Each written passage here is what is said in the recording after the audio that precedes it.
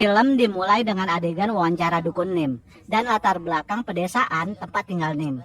Lalu ada penjelasan. Tahun 2018, tim dokumenter menyelidiki kehidupan para dukun dan mereka akan mengikuti keseharian Nim yang seorang dukun dan perantara arwah bayan. Semacam dewa gitu bagi mereka.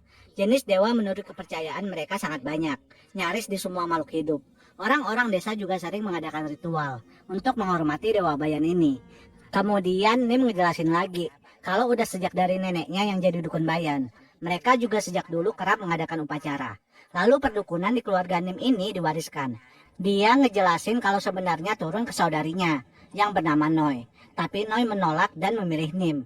Orang-orang juga banyak datang kepada Nim buat minta diobatin penyakit non medis gitu. Sebenarnya nuansa desanya asik banget sih, walau agak creepy ya. Dan konsep film ini kayak dokumenter gitu.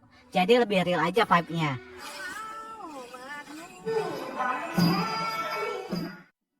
Awal-awal Nim menjadi dukun, dia jatuh sakit. Pada akhirnya Nim sudah nyaman menjadi dukun. Nim dan tim dokumenter pun lagi OTW mau datang ke pemakaman Willow, suaminya Noi yang mengidap kanker. Nim juga nyeritain kalau keluarga Noi ini banyak yang meninggal tragis gitu. Sampai putra sulungnya pun meninggal tragis juga. Di upacara pemakaman, Nim ngejelasin kalau dia 3 bersaudara. Ada Mani kakak tertua, lalu Noi anak kedua, dan Nim yang anak bontot. Kemudian Noi juga punya anak cewek yang bernama Ming.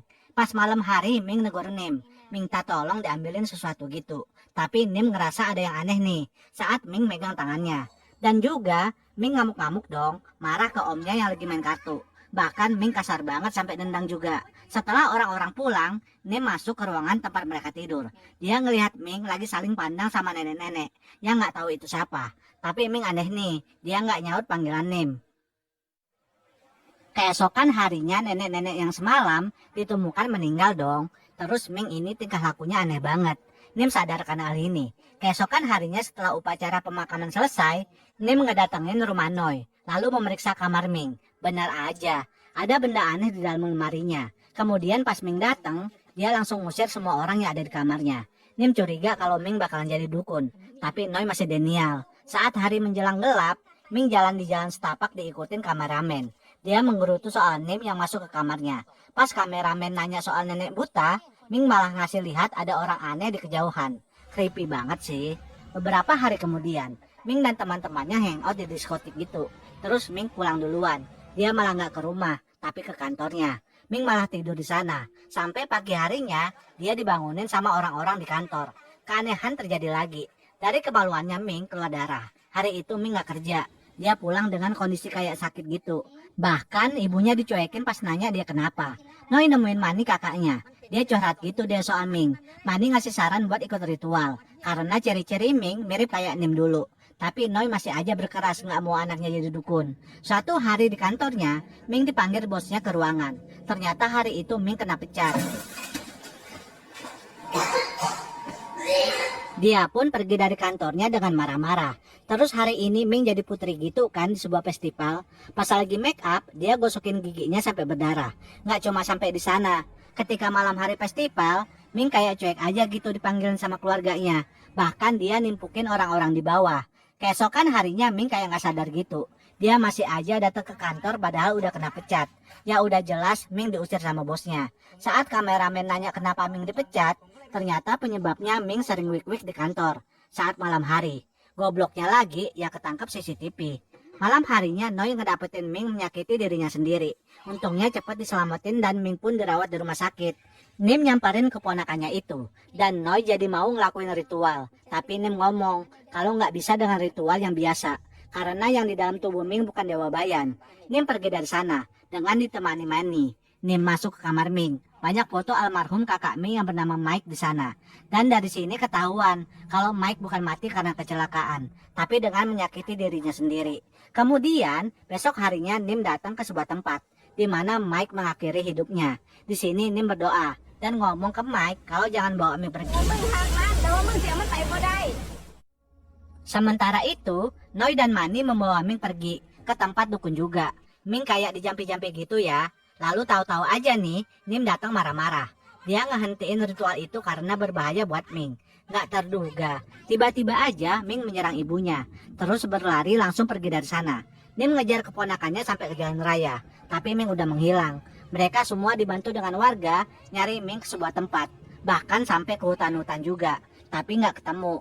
Nim, Noi, dan Mani masuk ke kamar Ming. Mereka berniat buat ngumpulin barang-barang Ming, tapi yang ditemuin malah yang aneh-aneh, kayak sampah-sampah, softtek bekas, bahkan sampai kondom yang udah dipakai juga. Nim ngelakuin ritual di tempat Mike mengakhiri hidupnya, bahkan sampai malam hari. Dan ritual ini akan dilakuin berhari-hari, meski kondisi cuaca lagi hujan deras pun. Sudah sebulan sejak Ming menghilang, Mani sampai mengamuk-ngamuk di kantor polisi. Nim juga masih ngelakuin ritual, tapi hari ini telur yang dia pecahin berwarna hitam.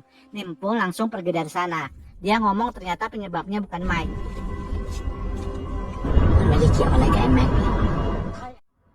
Nim pergi ke suatu tempat, hutan sih tepatnya. Anjir, geografisnya mirip Sumatera ya, hutan di Thailand. Nim ke pabrik yang udah terbengkalai. Kemudian dia naik ke gedung itu. Gedung ini juga creepy banget. Akar-akar pohon sampai udah gede banget tempel di dindingnya. Ternyata bener nih, ada Ming di sana. Kondisinya udah memprihatinkan banget. Ming langsung dibawa ke rumah sakit. Dia dehidrasi dan malnutrisi. Juga masih belum sadar tentunya. Nim naik gunung lagi. Niatnya dia mau ritual lagi di hadapan patung Dewa Bayan. Tapi pas Nim nyampe, dia histeris banget. Karena patung Dewa Bayan dihancurin nggak tahu oleh siapa. Di rumahnya, Nim yang tahu kalau Ming masih kerasukan, nanyain yang masuk itu siapa. Tapi Sieton yang masuk cuma ngeledekin doang. Bahkan tiba-tiba aja dia ngerobek bajunya. Lalu berusaha memperkosa paman Ming yaitu Manny. Akhirnya Ming diikat, terus dijampi-jampi oleh Nim. Mana sempat-sempatnya pulang ngomong kalau Noi sengaja bikin Dewa Bayan pindah ke Nim. Karena Noi nggak mau jadi dukun. Masih kuat banget yang masuk ke tubuh Ming. Dia pun diikat di kamar. Setelah itu, Ming dibawa ke sebuah tempat yang kayak pengusiran setan gitu. Apa ya? Semacam tempat rukia versi kepercayaan lain mungkin ya. Pemimpin di sini bernama Santi. Dukun juga kayak Nim gitu. Kata Santi, Ming dirasuki oleh banyak ruh jahat. Banyak banget sampai nggak kehitung. Santi ngomong kalau Ming dirasuki banyak arwah jahat yang asalnya dari gedung terbengkalai ini. Ada harapan nih katanya, bisa diusir. Karena yang merasuki Ming ini kuat banget, Santi sampai menyatukan kekuatan bersama Nim. Mereka menyiapkan ritual berdua. Bahkan semua orang-orang Santi pun ikut membantu. Mereka benar-benar niat banget sih. Sementara Ming, tubuhnya makin kurus aja karena nggak mau makan. Walau Noi terus berusaha ngasih makan dan ngajak ngomong. Bahkan rumah Noi ketika pagi selalu jadi berantakan. Ya karena malamnya diajak-ajak sama Ming. Bener dong, Noi masang CCTV kan di rumahnya. Pas malam Ming ini selalu ketangkep kamera. Ngacak-ngacak rumah gitu. Bahkan tingkah lakunya nyeremin banget. Dia juga berusaha nangkep Apis. Untungnya Noi langsung datang. Ming juga makan daging mentah gitu. Bahkan Ming gangguin istrinya Mani juga saat mereka lagi pada tidur. Dan berujung perut istri Mani kesakitan. Ming yang ngumpet juga serem banget anjir. Nggak cuma sampai di sana. Malam berikutnya Ming udah makin gila. Dia ngerebus Papis selalu dagingnya dimakan. Terornya belum berakhir nih. Tahu-tahu aja mereka semua panik. Karena anaknya Mani yang masih bayi menghilang. Yang dibawa oleh Ming tentunya. Mereka nyari sampai ke semak-semak. Untungnya sih ketemu dan masih hidup. Tapi Ming juga muncul di kegelapan dan menyerang mereka.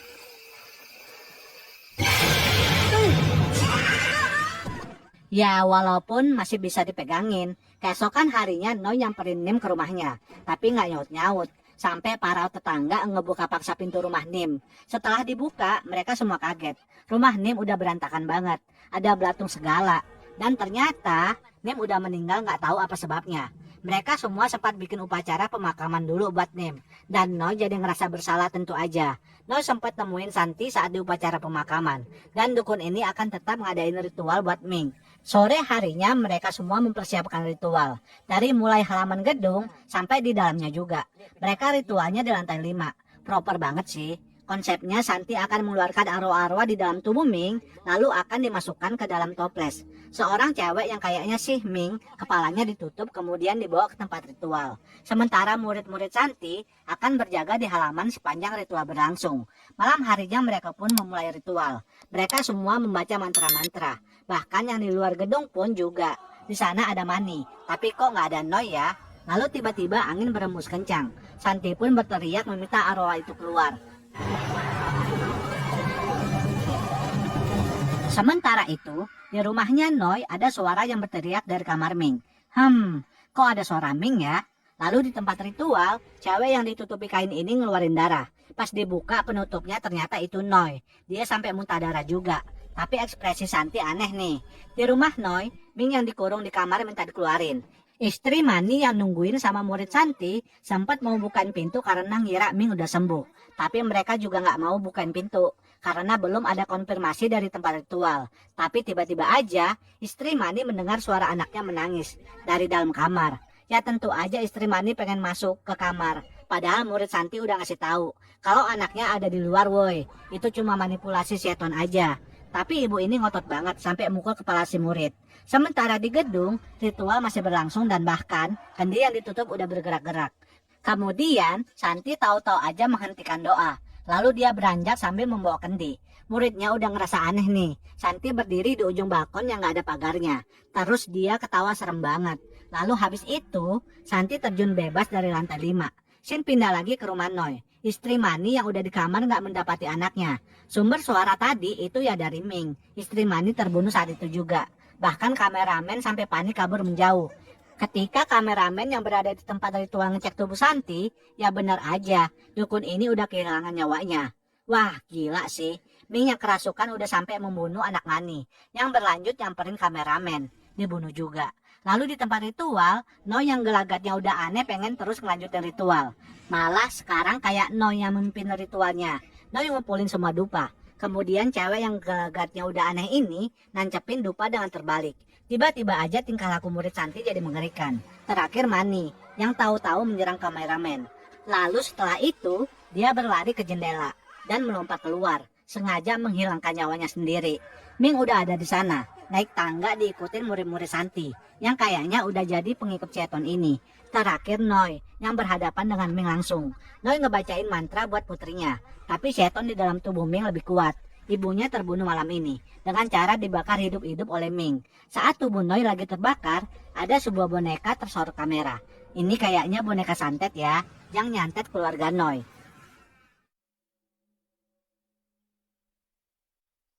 Flashback ke wawancara terakhir Nim. Dia yang lagi berdoa kayak kecapean gitu. Ternyata Nim udah ragu. Karena ternyata Nim gak pernah yakin kalau Dewa Bayan di dalam tubuhnya.